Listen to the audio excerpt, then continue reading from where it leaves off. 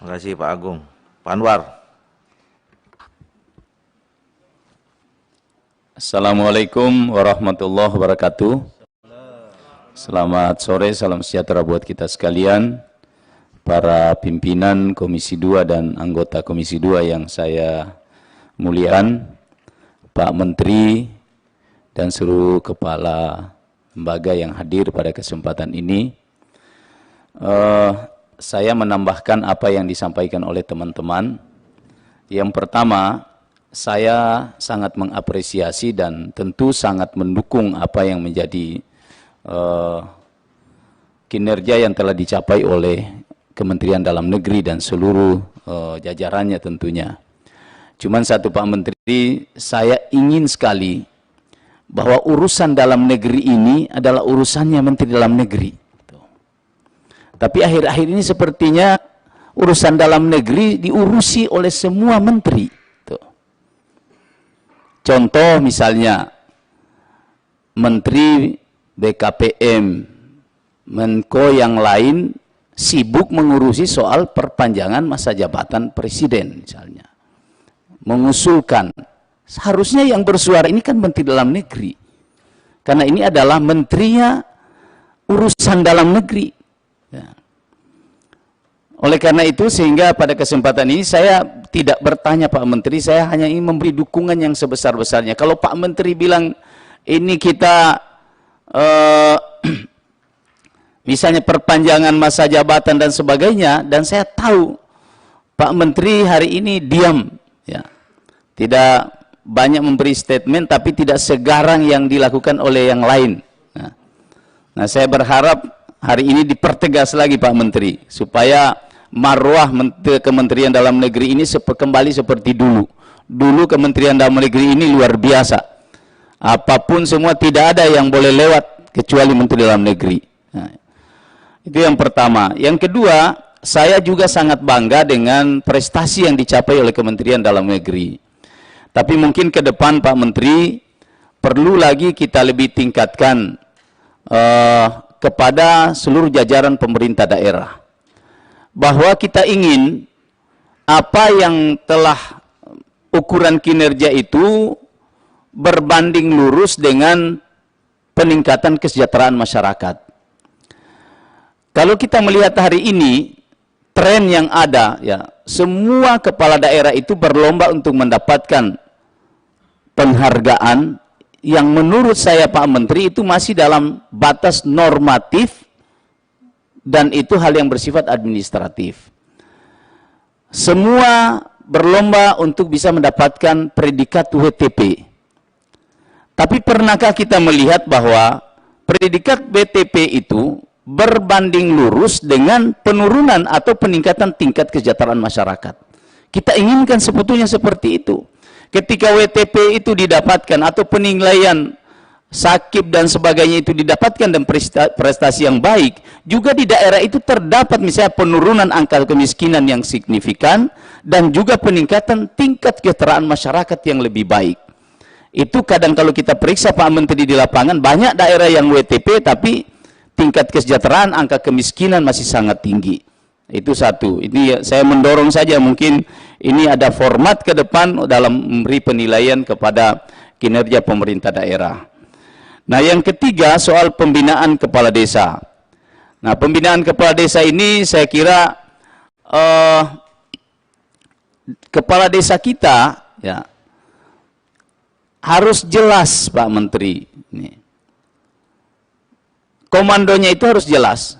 Di negara kita ini memang kalau kita ingin supaya satu komando, satu gerak, kita menyadari betul bahwa kita adalah negara demokrasi. Tapi dalam sistem pemerintahan, garis komando itu sangat penting. Tanpa adanya garis komando yang jelas, juga itu akan bisa mempengaruhi kinerja masing-masing dan pencapaian tujuan. Nah, oleh karena itu, contoh misalnya, mungkin perlu aturan yang tegas. Seperti saya pertegas lagi dengan adanya kepala desa yang melakukan deklarasi, mempertontonkan kepada masyarakat sesuatu hal yang saya setuju kalau Presiden bilang itu cari muka, menampar muka Presiden. Karena ini sama sekali sudah dilarang. Kepala desa itu tidak boleh berpolitik praktis. Ya. Tapi kemudian mempertontonkan itu hanya karena presiden misalnya telah menjawab, mengabulkan misalnya untuk gaji tiap bulan. Saya kira itu hal yang kalau orang di Sulawesi Tengah itu bilang ini patende yang luar biasa. Tuh, bahasa Palu itu patende itu Pak Menteri itu apa namanya ya? Itu memberi sesuatu, mengangkat orang yang tidak pada tempatnya tuh. Nah, ini harus kita luruskan ini sehingga ini tidak menjadi presiden di kemudian hari dengan memberi pujian-pujian yang berlebihan. Kalau menurut saya pujian berlebihan, mendeklarasikan presiden 3 periode itu adalah sebuah hal yang sangat bertentangan dengan konstitusi dan itu tidak bisa kita main-main dengan itu.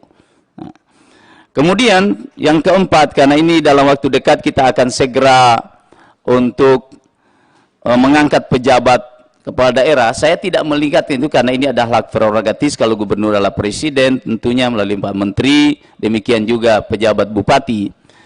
Saya ingin mempertegas kembali karena ini pasti akan ramai Pak Menteri, orang akan, kepala-kepala daerah ini akan memasang nanti kabinetnya ini.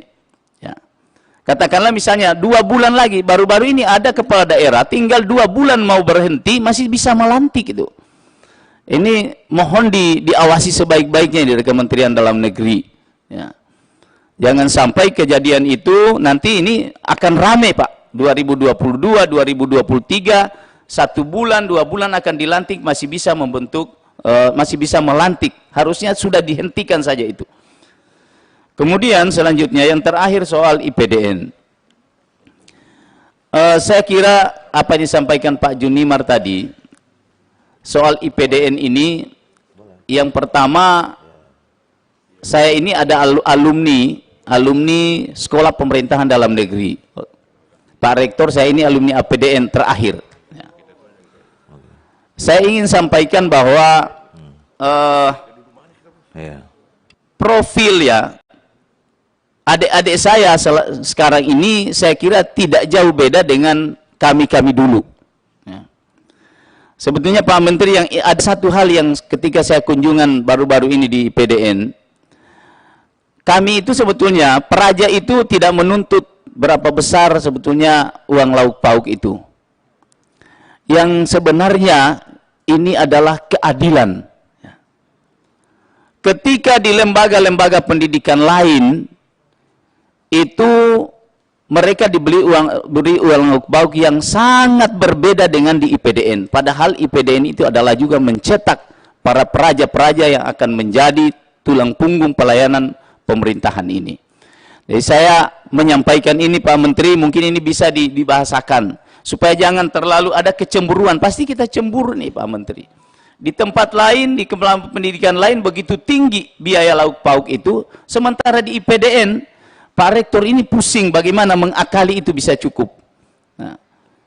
Nah ini saya kira itu saja yang ingin saya sampaikan pada kesempatan ini. Terima kasih. Mohon maaf kalau ada yang tidak berkenan. Wallahul musta'an. Assalamualaikum warahmatullahi wabarakatuh.